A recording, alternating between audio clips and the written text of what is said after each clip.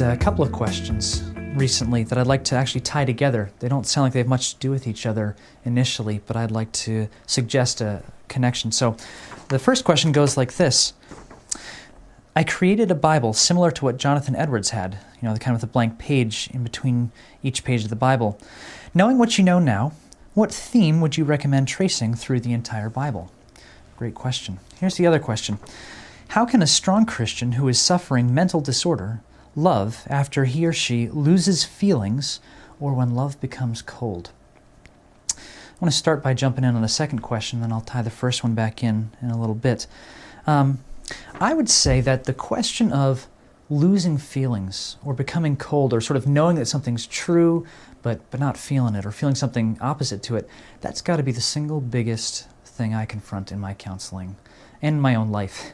That's maybe the struggle of being a Christian, at least in this culture. I feel it, I don't feel it, I know it to be true, but it just doesn't seem to play out.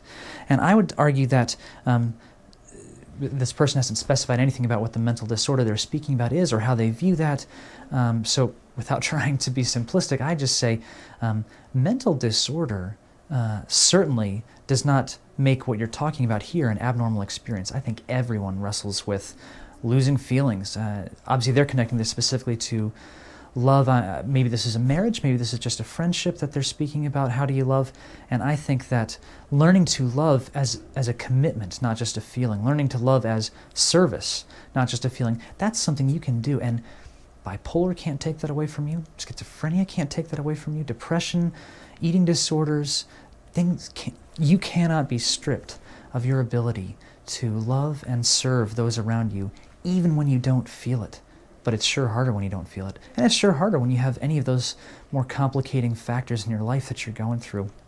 Let me pull back to bring in the first question as well. What theme would I trace through the Bible? Every page writing my own thoughts? Right now, I'd have to say it would be the trustworthiness of our God and the response of trust that we can have to Him. I've been thinking a lot about trust, and I just am increasingly convinced that our God is trustworthy, and we can respond in trust, and sometimes responding in trust is exactly this, that you stand up and do what you believe to be true in the face of your own feelings.